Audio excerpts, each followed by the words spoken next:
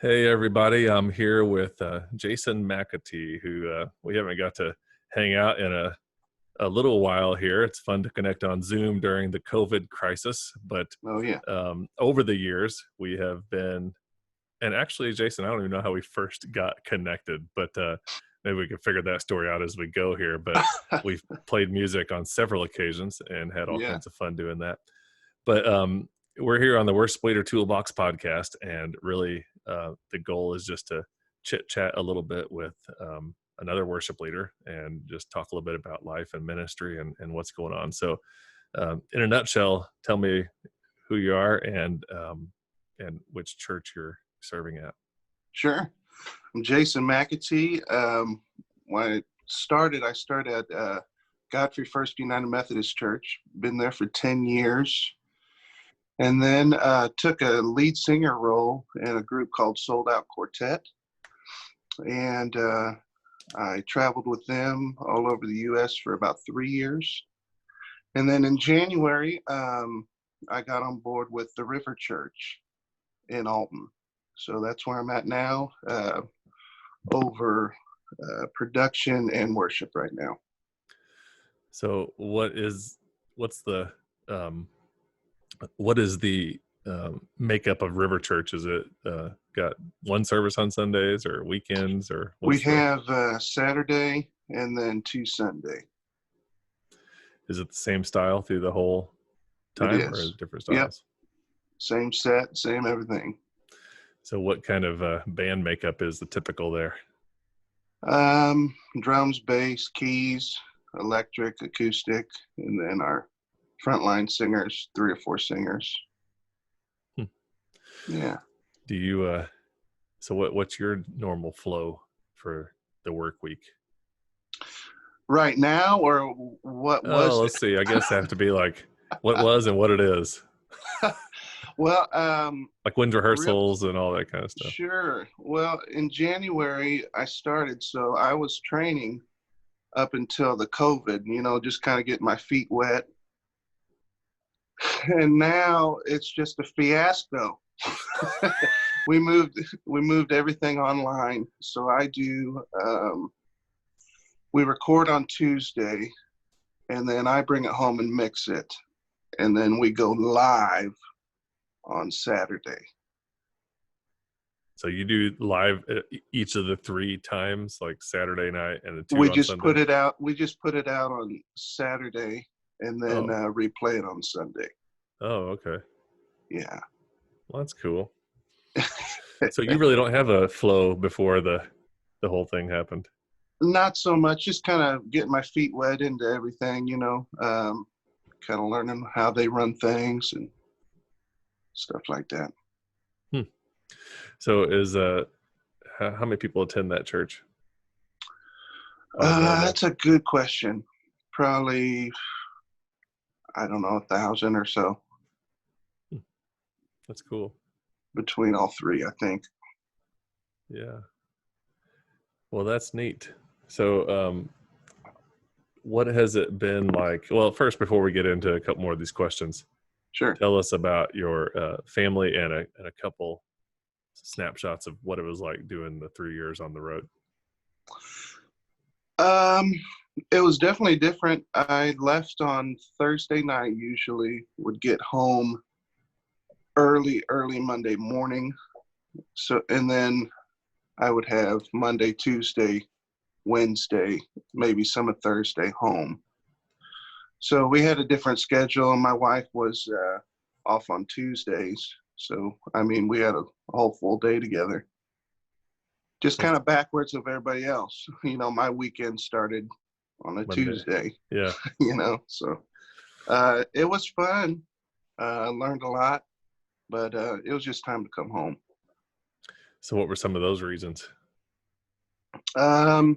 Missing my friends on the weekend, being part of a church family. That's mostly about it. Yeah. That's cool. Yeah. So you say you traveled all over. What'd you do? Sing at like churches and conventions? Yep. Churches, conventions, theaters. Yeah, that's about it. Were you with other groups, or was it always just It would always Gotcha. depend. It would depend on the event. Huh. So that group get a new singer in your They place? Are they still did. going? Oh well, not right now. I mean, they're just like everybody else. They're at home.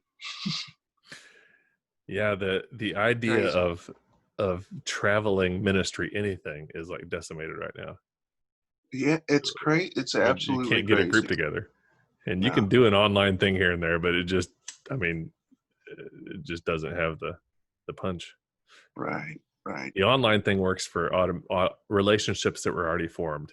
It doesn't work that well for forming new That's a ones. good point. That's a really good point. You're right.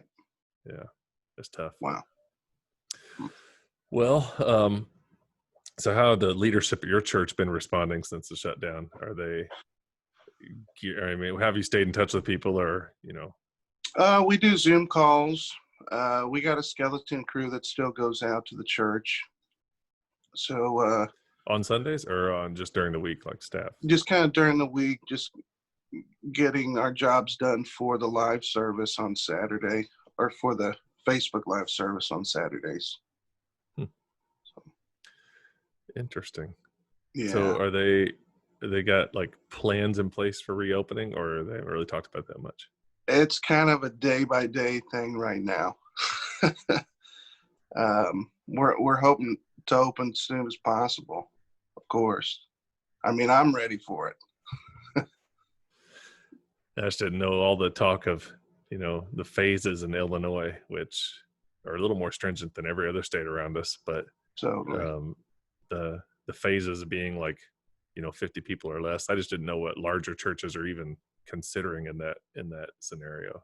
Like, Yeah, I mean it's and there's so much red tape, and um yeah, just taking it day by day.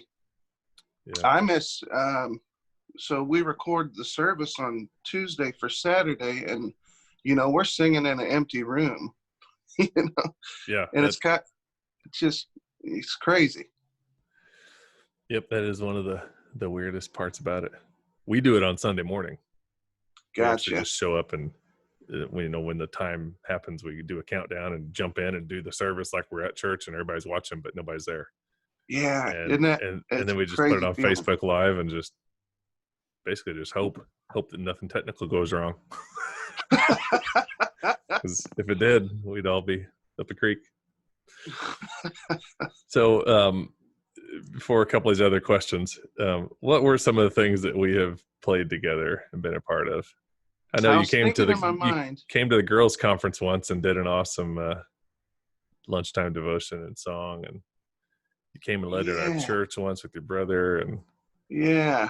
and then we played that little church up in Murrayville one night, and we played down at Christchurch in Fairview Heights, and I don't. I'm There's like trying little to remember the snippets. very first time, but I think you stole me from my church in Godfrey to play bass for something. I can't remember what it was, Yeah, but I had a blast. I don't remember either. Yeah, usually in Harvest World, the van rides are some of the most fun things. Oh yeah. That may be with any traveling music group, though. Yeah, I I mean, definitely got some memories. it's hard to it's hard to put that into words because the event itself is always fun, but for everybody at the event, it's like the 1 hour, and Right. then for everybody else, it's just 6 hours or whatever it is. I mean, the It's worst is crazy. whenever you drive like 8 hours and sing for an hour and then drive another 8 hours to get back home. Cool thing with the group I was in, we had a tour bus, so I took a lot of naps. So who would drive it? Different members of the group or somebody Yeah, else and then we'd altogether? have a bus driver too, depending on the travel time. Wow. Yeah. So just for fun, not to get like personal, but do they, in terms of income when you're doing that kind of stuff, is there like one lead person in the organization as far as that band goes and you're guaranteed money, or is it all based on what gets booked and then there's some sort of split, just in general terms? Yeah, yeah. Everybody was salary, got a certain um, yeah, certain paycheck during the week, And then, yeah, we always got it. We, So basically, the go ahead. organization was set up in such a way that money just came in and filtered in to cover the budget costs of salaries and all Yes. that travel. Yes. As far as I know, I didn't miss a paycheck. I Yeah. guess if it ever went sour, then people would just know.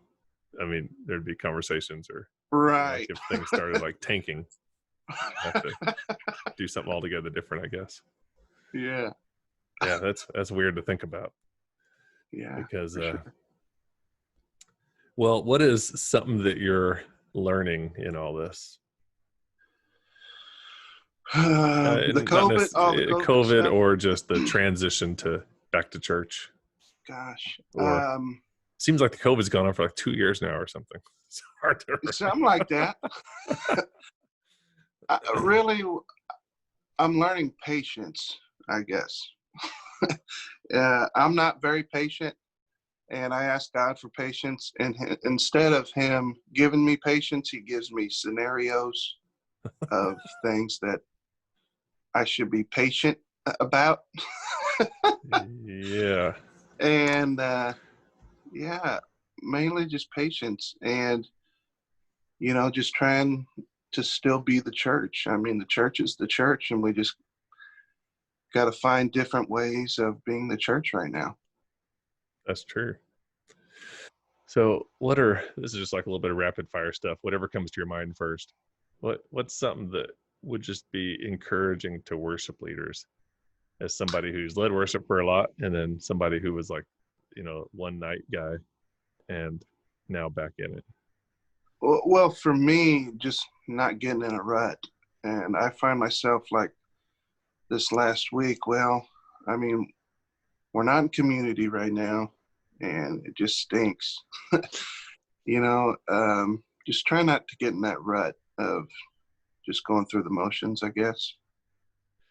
Yeah, because you think being online is like new creative ooh ah, and then all of a sudden 7 weeks into it, you're stuck in that same thing of like doing the same form, same format, same everything. Same exact thing, yeah. And it's getting old for me. I'm not gonna lie. And then to change it requires a new way of thinking, because you thought you were already thinking new. Right. Totally. It's like double new. It's weird. Yeah. Another couple of rapid fire questions. Are you a reader on a normal basis, or do you get information other ways? You mean books? Yeah. uh, I'm not a huge reader. No. I'll read music. I got my Bible. Yeah. That's about it. Yeah. That's cool. I just wondered where you pull in new stuff or new thoughts. Oh, gotcha. Yeah, I'll look online, or things like that. Just look up things. All right, here's the next little fun question. What is sort of your area of passion? So you have music, there's music, and then there's like the technical side of music and worship. And it seems like worship leaders wind up getting their fair share of everything related to computers. And then Totally. and then the third being people. So how would you rate those in your life, or what's your passion in those three things? Well, I would say people, number one. I mean, that's why I do what I do. I actually do like the production side of it, behind the scenes. There's a lot of things that go on that people don't even know about. Yeah. And then, of course, I love leading worship. I mean, totally. Is it hard do you ever get frustrated with, what aspect do you get frustrated with? Is people.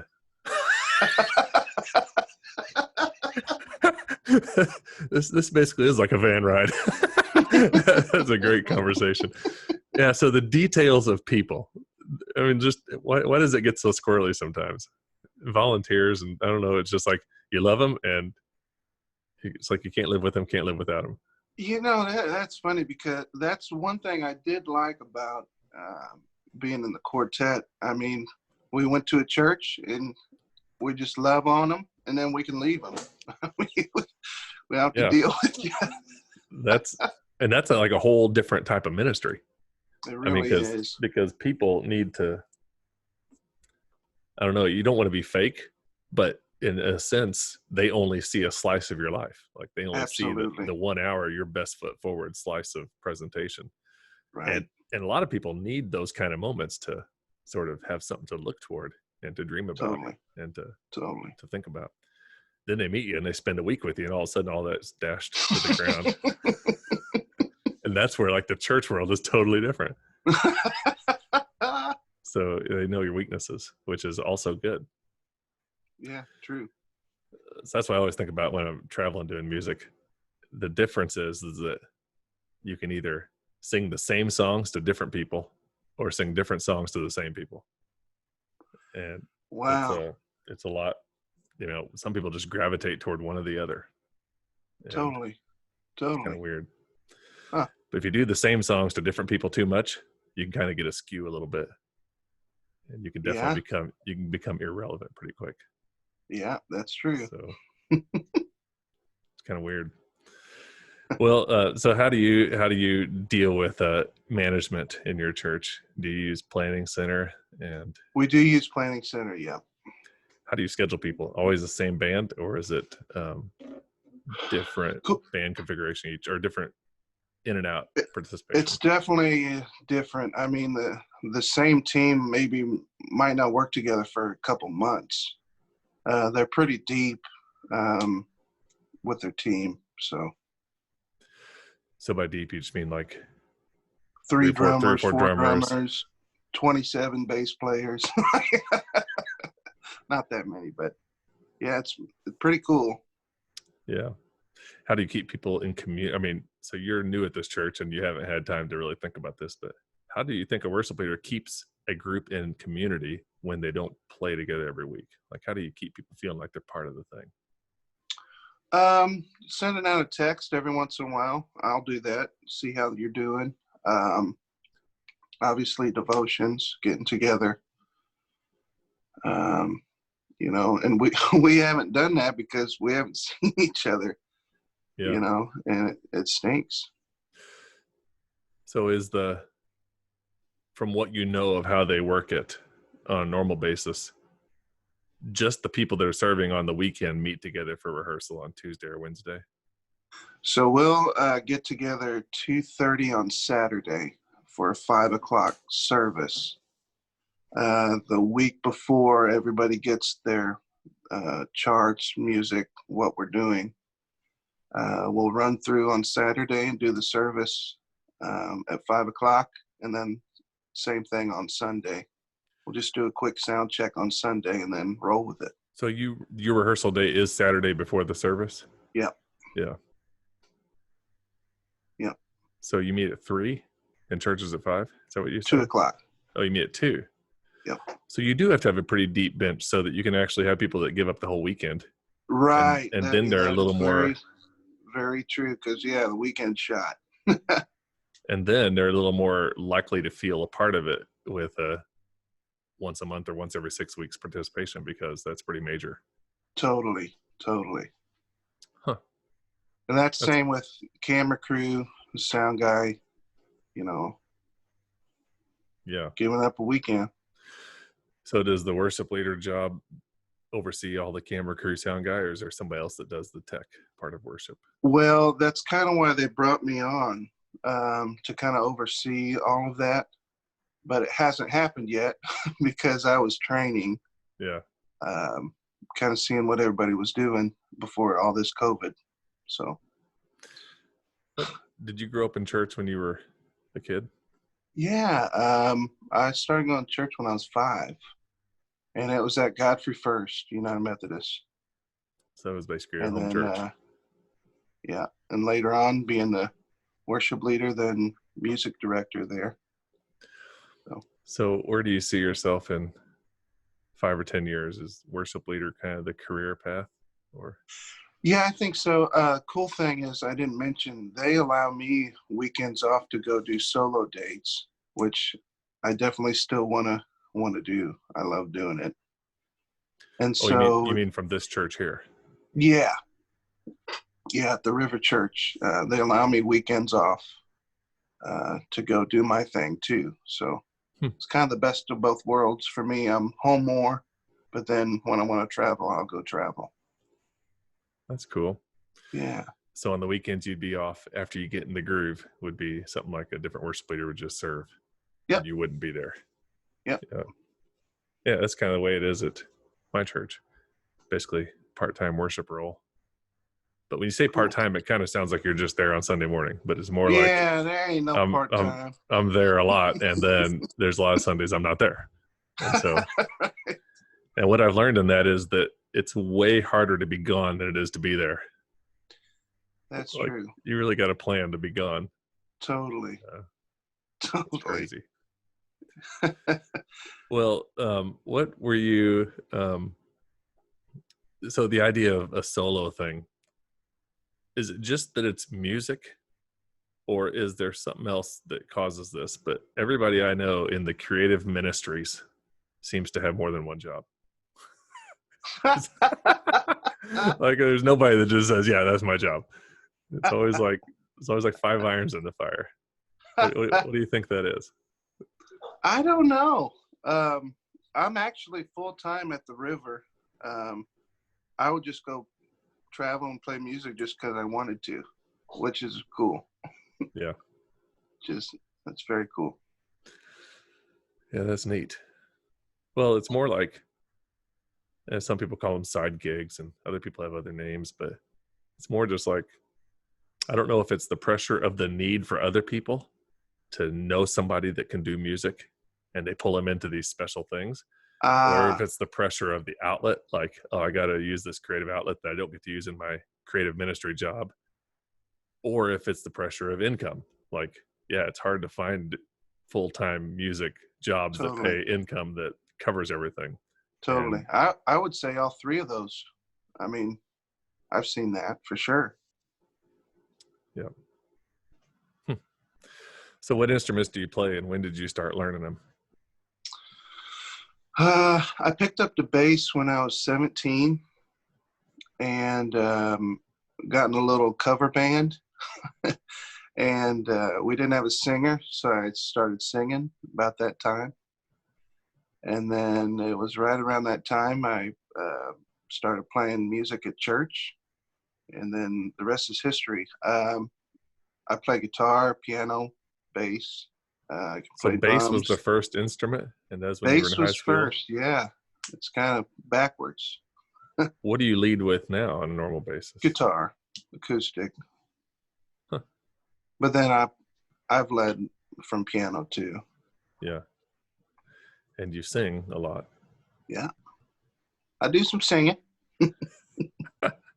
So, on the albums you recorded, are they songs you've written, or are they other So songs? that's a good point. I came out with an EP in 2016, and it was right when I joined the gospel group. So I never promoted it, nothing. Not a lot of people know about it. I threw it on Spotify. It, it's out in the internet land. Huh. But What do you yeah, they're use? all songs I've written What do you or use wrote. to get things out? Like you say, you threw it on Spotify. How do you do that? Yeah, DistroKid. It's $20 a year, and you can put as much content as you want. So, Huh. like, if I wanted to put out 25 albums, I could for $20, and then they distribute to Spotify, iTunes, all that stuff. So, do they take part of the proceeds of anything you would stream or download, or is it? They they don't, Huh. which is why I like them. Yeah, it's 20 Wow, bucks. I should look into that Yeah, yeah. because we do TuneCore, Okay, yeah, and you pay like per album each year, right. and so you got to make quite a bit of money off of it to cover the cost of the thing. I I was on TuneCore for a little while, and then I switched. Huh. Interesting. Yeah. Well, this is just for fun, but I'm thinking about starting up a little group of some sort that would be um, for people in specialized ministries. And Oh, it'd be I cool. don't know exactly what it is, but especially in light of this COVID thing and all these people like being totally floundering, basically, in some sense. In another sense, you could say it's being pruned, or God is using it to sharpen and refine some ministries. But Totally. speakers and musicians and writers and anybody freelance that's thinking about their passion is to help the church in a non traditional way, basically. And so I just been thinking the last couple of days about how I would do that. And right now it'd be hard because it's pretty much all digital. But if Right. you built a group or some sort of I don't know, if I just wrote down everything I have experienced in specialized ministry roles and then just invited people to be a part of a group and talk about that would probably be a Kickstarter for quite a bit of conversation. Oh, totally. But, That'd be awesome. yeah, That'd be really cool. just all the basic stuff, like how do you invite people to give honorariums or money, or how do you go nonprofit or do you go for profit, or just all that stuff. That'd be cool to be a part of. I'll sign you up. I'll give you Cool. a discount. Hey, how about that? Yeah, I'll have to think about how that works. You can do Cool. a group for free, but if you do anything else, you'd have to almost I don't know what you would do. I'd have to see. Some things I read say if you don't charge people anything, they don't take it seriously. Yeah, that's a great point. And You're right about that. And I always have trouble like trying to figure out how to balance. Like, it seems weird to me to say, oh, for $199 you can be part of this informal coaching ministry and hang out together and learn as we go and we'll sharpen each other. That just seems kind of foreign to me. Yeah, a little bit. But the other option is, hey, join this group, and then crickets for like the next 5 years. Totally. Totally. So, weird. Well, thanks for spending a little bit of time. I don't know who may be listening to this because we are just launching the Worship Leader Toolbox podcast, and the blog's been going for a little while. I pretty much just spun it off of my own blog because I didn't want to convolute with a bunch of worship ministry stuff. And so Gotcha. anything you would like to share, just with last final words of wisdom for your favorite scripture or a quote, or I didn't prep you for this in advance, or It's all good. some little tidbit that you would just tell the multitude of worship leaders who might listen to this. No matter what, the church will be the church, so be the church. That's all I got. That's good. I like your focus on that. I mean, Yeah. the worship leaders the role of the worship leader is to enhance the ministry of the church. It's Totally. like the whole job. The church's function is to worship. So, all right. Well, thanks for spending time, Jason. It's fun to get connected again. And I like your studio in the background there. Oh. What kind of keyboard is that? It's just a MIDI keyboard. Oh. Yeah. What else do you have back there? A drum set? Got a drum set. Got it all. That's nice. So if you ever need to record something, you come on over. I might take you up on that one of these days. Yeah, seriously. I've been sitting around recording on a little iPhone. And then I tried to figure out how to record through an iPhone using, like, also at the same time putting a microphone through it, mixing it through, just a little program. And then to sync all that up. And then all of a sudden I started thinking, this isn't fun. It's like, if I'm going to do this very much longer, I'm going to have to hire somebody. So of my three things, music, tech, and people, tech is at the bottom. All right. Hey, well, I hope to catch up, and that makes sense. We haven't seen each other for 3 or 4 years since you've been on the road so much. So. Oh yeah, for sure. That's probably for true. Well, when it all clears up later this summer, it'd be fun to come see your church. Yeah, cool. All right. Talk to you later on. All right, we'll see you.